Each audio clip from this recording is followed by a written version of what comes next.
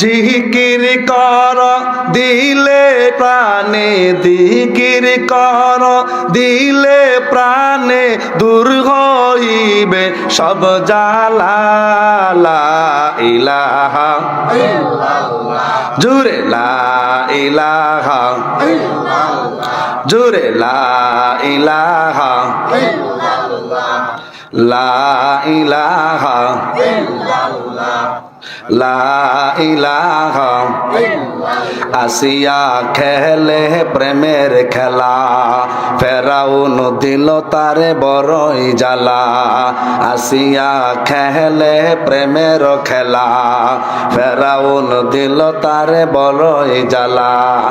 আসিয়া বলে মরেই যাব, আসিয়া বলে মরেই যাব, তবুও ছাড়ব না ইল্লাল্লাহ, লা ইলাহা ইল্লাল্লাহ, জোরে লা ইলাহা ইল্লাল্লাহ, লা ইলাহা ইল্লাল্লাহ, লা ইলাহা ইল্লাল্লাহ মুহাম্মাদুর রাসূলুল্লাহ।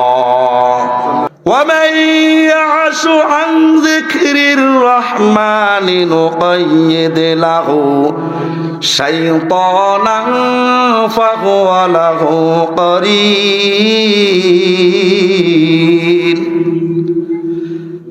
আল্লাহ পাক রব্বুল আলামিন সূরা যুখরুফের 36 নম্বর আয়াতের ভিতরে আল্লাহ তাআলা বলে দিলেন, ইরশাদ করলেন, যেই ব্যক্তি আল্লাহ থেকে মুখ ফিরায় নেয়, আল্লাহর স্মরণ থেকে দূরে সরে যায়, আল্লাহ রাব্বুল আলামিনকে স্মরণ করে না।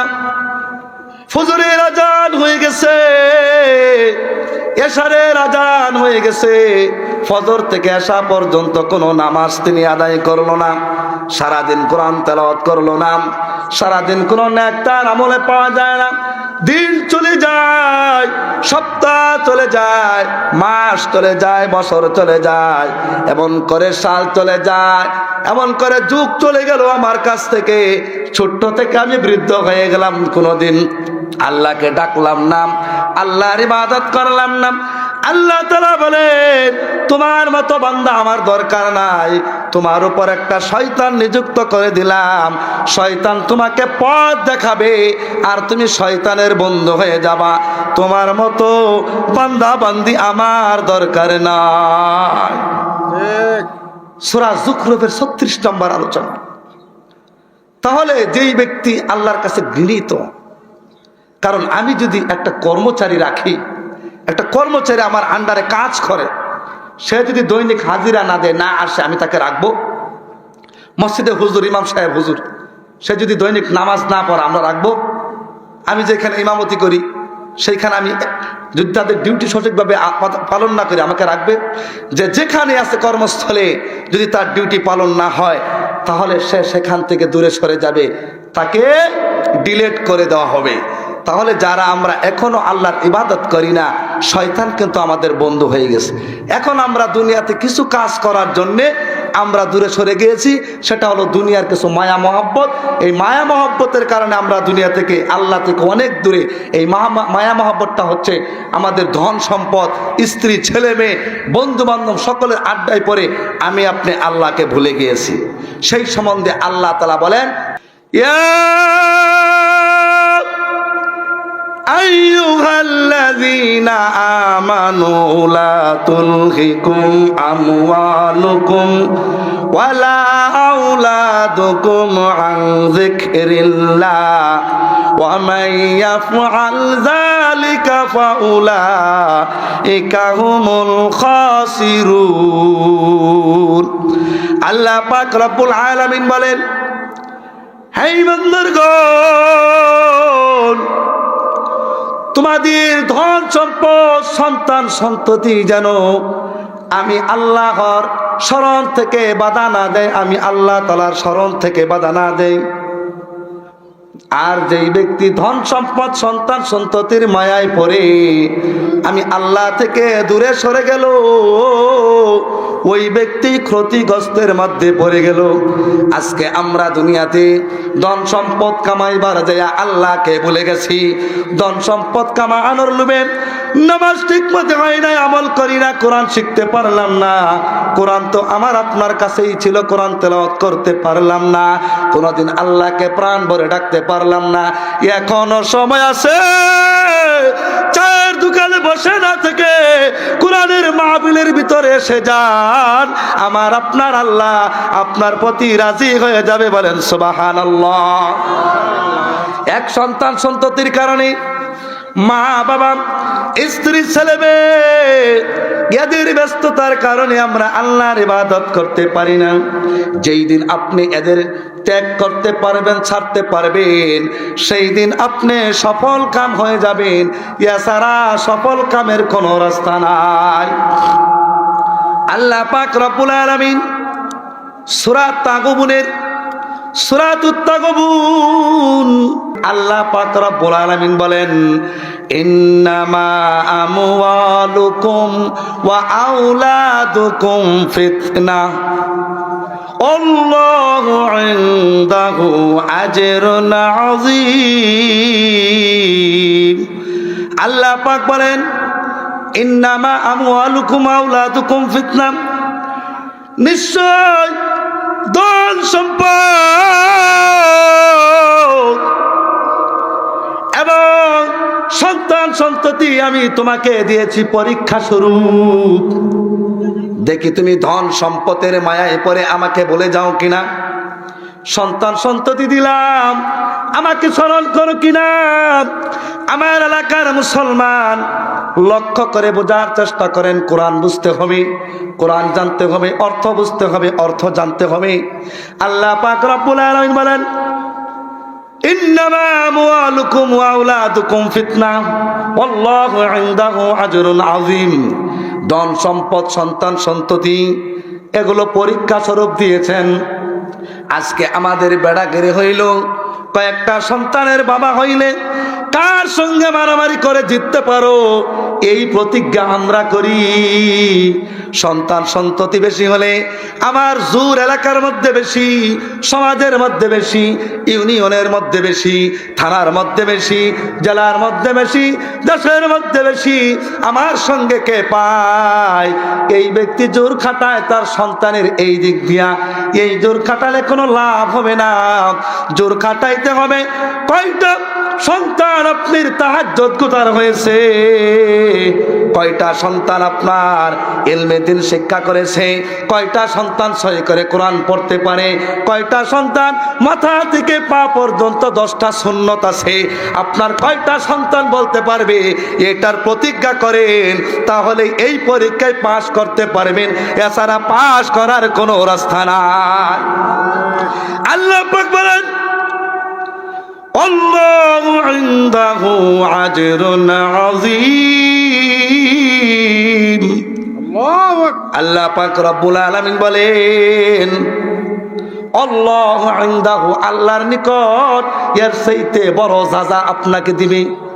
যখন আপনার সন্তান সমাজের ভিতরে ভালোভাবে চলবে, আপনার সন্তান মানুষকে সম্মান করবে, বড়দের সম্মান করবে, ছোটদের স্নেহ করবে, আলেমকে তাজেল করবে, বড়দের উপরে কখনো চোখ রাঙায়া কথা বলবে না। যাকে যেই জায়গায় যেভাবে সম্মান করা দরকার সম্মানটা যখন করবে, আপনি পরীক্ষায় পাশ করলেন, আবার এইটা করা যাবে না, যাও লাঠি নিয়ে তাকে আঘাত করো। এই সন্তান একদিন আপনাকে আঘাত করবে। বলেন ঠিক কিনা? যেই ব্যক্তি সাপ বলে সাপ দিয়ে খেলাধুলা করায়, এই ব্যক্তি কিন্তু সাপের আঘাত খায়, সাপ তাকে ছোপল দেয়। যেই ব্যক্তি বিষ বানাইছে, আমি শুনেছি কথাটা কতটুকু বাস্তব জানি না, ওই ব্যক্তি বিষ খায়া মারা গেছে। যেই ব্যক্তি বিদ্যুৎ আবিষ্কার করেছে, ওই ব্যক্তি বিদ্যুতের শর্ট খায়া মারা গেছে। কথা ঠিক কিনা? কারণ দলিল ছাড়া কথা বলা ঠিক না। দলিল ছাড়া কথা বললে জিহ্বাটা টান দিয়ে আগে আপনাকে সাইজ করবে। আল্লাহ আমাদেরকে হেফাজত করুন, বলুন আমিন। আমার এলাকার মুসলমান দেশের বহু জায়গায় যায়। আপনাদের দোয়া বাংলাদেশের 43টা জেলা আমি সফর করেছি।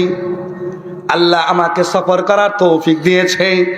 আজকে আপনাদের সম্মুখে যখন কথা বলার সুযোগ পেলাম, দলিল দিয়ে কথা বলবো, কথাগুলো দিলের ভিতরে গেঁথে রাখবেন, আপনার ফায়দা হবে। কারণ মানুষদেরকে ওয়াজ নসিহত শোনায়, অনেক মানুষ আমাদের ওয়াজ নসিহত শুনে দাঁড়িয়ে রাখে, মাথায় টুপি পরে, মাদ্রাসায় ছেলে মেয়ে ভর্তি করে, মানুষ মসজিদে যায়। আমি তো সবচেয়ে বড় জিম্মা আমার রয়ে গেল, এলাকার ভিতরে মানুষদেরকে মেহনত করতে পারি না। এলাকার মানুষগুলো কাল কিয়ামতের ময়দানে আমি আব্দুর রহিমের নামে মামলা দিবে, সেই দিন আমি কেমন করে উদ্ধার হব, সেই দিন কেমন করে বাঁচব। এই যে আপনাদের কাছকে দাওয়াত দেওয়ার সুযোগ হলো, আপনারা আমল করবেন, আমল করবেন, বলেন আমিন। তাহলে আগে আমরা কি করব? সন্তান সন্ততি আল্লাহ পরীক্ষা স্বরূপ দিল। সন্তান সন্ততি একদিন শেষ হয়ে যাবে, একদিন সন্তান সন্ততি দূরে চলে যাবে, ধন সম্পদ চলে যাবে। তখন কিন্তু আমার আল্লাহ আপনার আমার সঙ্গে থাকবে। সেই আল্লাহকে কিভাবে পাওয়া যায় সেটাও তো আমাদের জানা দরকার আছে কিনা? আল্লাহকে পাইতে চাইলে 1 নম্বর দিল থেকে অহংকার দূর করতে হবে, তাকাব্বুর গরিমা দূর করতে হবে। যখন আপনার দিলের ভিতরে অহংকার থাকবে না, তখন আপনি আল্লাহকে পেয়ে যাবেন। এই সম্পর্কে আল্লাহ পাক বলেন, ওয়ালা তুসাইর খাদ্দাকা লিন্নাসি ওয়ালা তামশি ফিল আরদি মারহা ইন্নাল্লাহা লা ইউহিব্বু কুল্লা মুখতালিন ফাখুর। আল্লাহ পাক রব্বুল আলামিন সূরা লুকমানের 18 নম্বর আয়াতে বলেন, আর তোমরা মানুষের মুখ থেকে, মানুষের দিক থেকে মুখ ফিরায় আনিও না, এবং দাম্ভিক আকারে অহংকার করে দুনিয়ায় জমিনে চলাফেরা করো না। আল্লাহ তাআলা অহংকারকারীকে পছন্দ করেন না, অহংকারকারীকে আল্লাহ পাক ভালোবাসে না। ইন্নাল্লাহা লা ইউহিব্বু কুল্লা মুখতালিন ফাখুর। আল্লাহ পাক রব্বুল আলামিন কোন অহংকারকারীকে আল্লাহ তাআলা পছন্দ করেন না। তাহলে অহংকার করা যাবে বলেন কিনা? আপনি যদি ধনী হন, অহংকার করতে পারবেন না। সুন্দর হন, অহংকার করতে পারবেন না।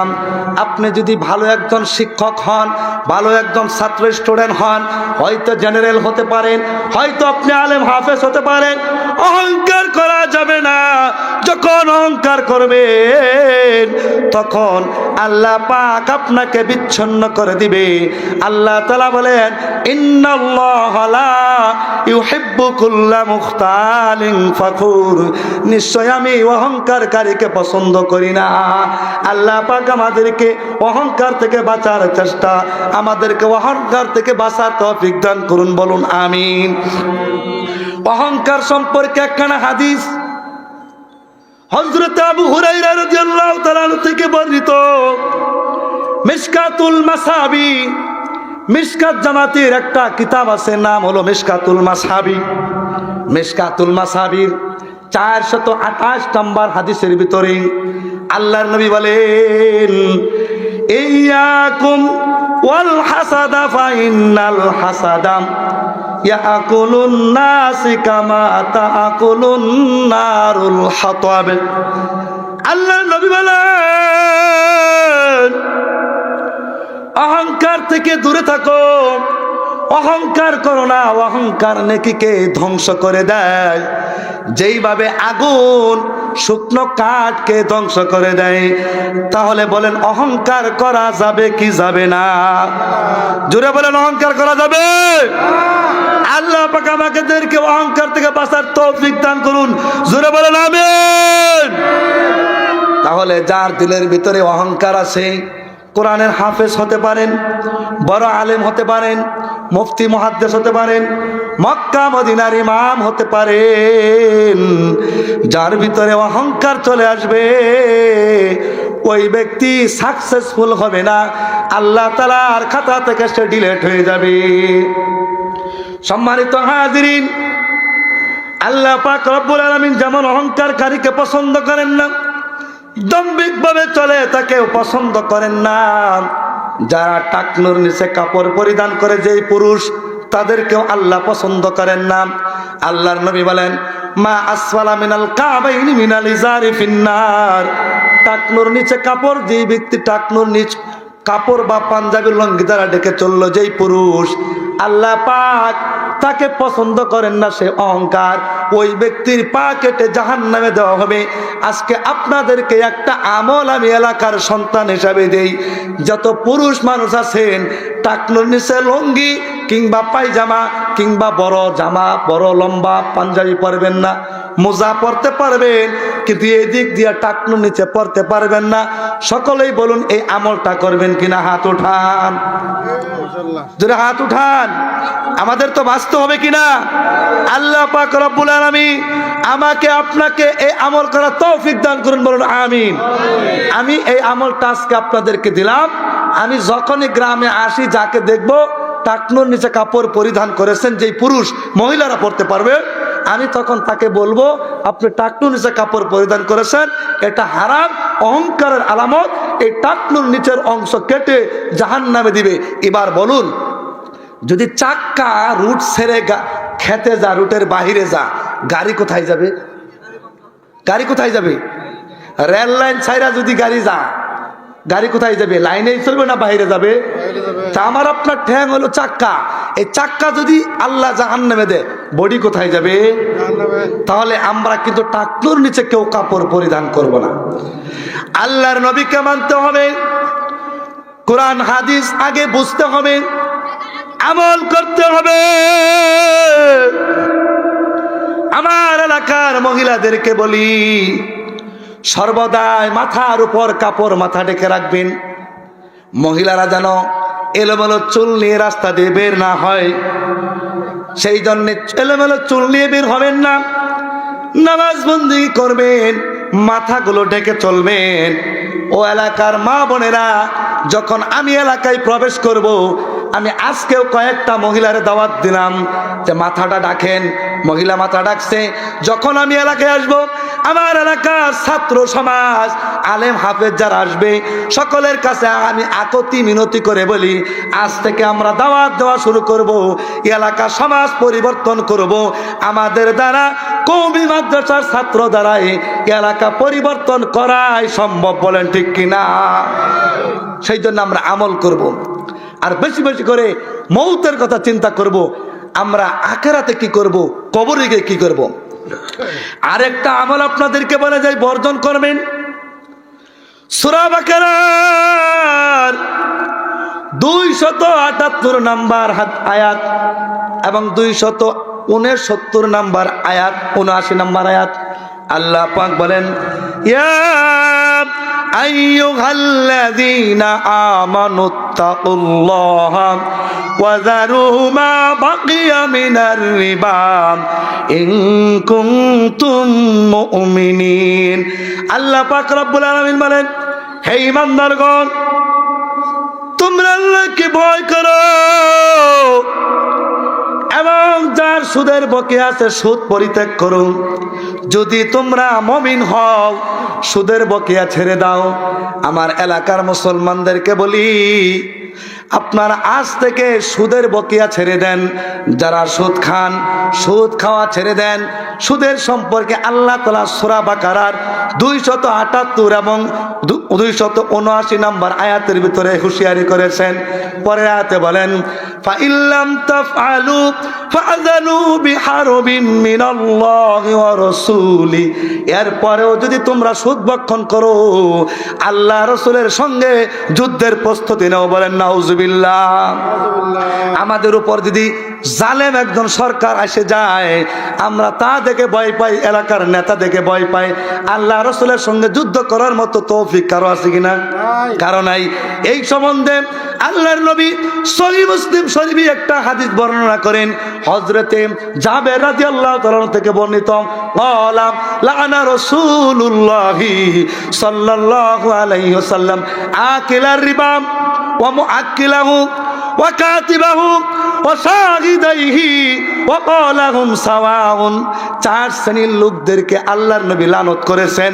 এক নাম্বার, যেই ব্যক্তি সুদ দেয়, সুদদাতা। দুই নাম্বার, যেই ব্যক্তি সুদ খায় ওই ব্যক্তি। তিন নাম্বার হলো যেই ব্যক্তি সাক্ষী থাকে, সাক্ষী লেখালেখি করে, কবে সুদ দিল ওই যে ব্যক্তি লেখে লেখক ওই ব্যক্তি। চার নাম্বার হলো যে সাক্ষী থাকে, ও আমি সাক্ষী আছি তুমি ওকে টাকা দাও। এই চার শ্রেণীর লোকের উপরে আল্লাহ রাসূলের লানত। এরা দুনিয়ায় কখনো সম্মান পাবে না, এরা দুনিয়ায় কখনো সম্মানিত হবে না। মৌতের আগে একবার হলেও আল্লাহ তাআলা তাদেরকে অপমানিত করে রাস্তার ধারে ধারে থালি উঠায়া উঠায়া তাদেরকে মানুষের ধারে ধারে পৌঁছায় দিবে। আল্লাহ তাআলা আমাদেরকে সুদ থেকে বাঁচার তৌফিক দান করুন। মিশকাতুল মাসাবির আরেকটা হাদিস, হযরতে আবু হুরায়রা রাদিয়াল্লাহু তাআলা থেকে বর্ণিত 243 নম্বর হাদিস। আল্লাহর নবী বলেন, লা ইয়াদখুলুল জান্নাতা জাসাদুন গুযিয়া বিল হারাম। হারাম দ্বারা লালিত পালিত শরীর বেহেশতে যাবে না। যারা সুদ খায়, যারা হারাম টাকা উপার্জন করে, যারা চাঁদাবাজি করে, মানুষের গলায় ছুরি ধরে টাকা পয়সা লুটপাট করে, যারা যৌতুক নিয়ে বিবাহ করে, যারা যৌতুকের টাকা খায়, পরে সম্পদ মেরে খায়, এই সমস্ত শরীর তাহাজ্জুদ গুজার হলেও, নামাজি হলেও, এই সমস্ত মানুষ কাবা শরীফে গিয়া যদি মওত পর্যন্ত কপাল ঠেকায়া ইবাদত করে, এই ব্যক্তি জান্নাতে যেতে পারবে না। হাদিস নম্বর বলে দিলাম, সহিহ মিশকাত শরীফের 243 নম্বর হাদিসের ভিতরে বর্ণটা পেয়ে যাবে। ও আমার এলাকার মুসলমান, ভালো করে কথাগুলো দিলের কান লাগায় শুনবেন। দেশের বিভিন্ন জায়গায় বয়ান করি, মানুষ তো হেদায়েতের পথে কম বেশি আসে, মানুষ তো হেদায়েতের পথে আসে। এলাকাটার দিকে আমাদের যেভাবে খাটা দরকার, হাতে পায়ে ধরে তাদেরকে আল্লাহর রাস্তায় আনা দরকার। কিয়ামতের দিন আমাদের নামে আগে মামলা আসবে, আগে বলবে তোমরা এলাকার ভিতরে মুফতি ছিলা, মুহাদ্দিস ছিলা, আলেম ছিলা, হুজুর ছিলা, হাফেজ ছিলা, তোমরা আমাদেরকে সঠিক কথা বলো নাই, আমাদেরকে তোমরা পথ নষ্ট করেছো, আজকে তোমরা আগে জাহান্নামে যাও, পরে আমরা জাহান্নামে যাব। হাতে পায়ে ধরি, আপনারা আর কোনোদিন হারাম ভক্ষণ করবেন না। আজ থেকে তওবা করেন, যেই ঘরে হারাম খাবার চলে সেই ঘরে কোনোদিন আমরা হারাম খাবো না। আল্লাহ তৌফিক দান করুন। কি জবাব দিবেন আল্লাহর কাছে? কি জবাব দিবেন? সূরা হজ আয়াত নাম্বার 56, 57, 58 সূরা হজের মধ্যে আল্লাহ কি বলেন? আল্লাহ তাআলা বলেন, আল মুলকু ইয়াউমা ইযিল লিল্লাহ ইয়াহকুমু বাইনাহুম ফাল্লাযীনা আমানু ওয়া আমিলুস সালিহাতি ফি জান্নাতিন নাঈম। আল্লাহ পাক সূরা হজের 57, 58, 56, 57, 58 নম্বর আয়াতে বলেন, সেই দিনের মালিক হইলাম আমি আল্লাহ, হাসরের দিনের মালিক আমি আল্লাহ, রাজত্ব হলো আমার। আল মুলকু ইয়াউমা ইযিল লিল্লাহ ইয়াহকুমু বাইনাহুম, সেই দিন আমি সকলের বিচার করব, আমার আপনার বিচার সেই দিন আল্লাহ পাক রব্বুল আলামিন করবেন। ইয়াহকুমু বাইনাহুম ফাল্লাযীনা আমানু ওয়া আমিলুস সালিহাতি ফি জান্নাতিন নাঈম, যারা ঈমান আনবে, আমল করবে, তাদেরকে আল্লাহ তাআলা নিয়ামতপূর্ণ জান্নাত দিবে। ওয়াল্লাযীনা কাফারু ওয়া কাযযাবু বিআয়াতিনা ফাউলাইকা লাহুম আযাবুম মুহিন, আর যারা আমার আয়াতকে অস্বীকার করবে, মিথ্যা কথা বলবে, তাদের জন্য লাঞ্ছনাদায়ক শাস্তি হাসরের ময়দানে দেওয়া হবে।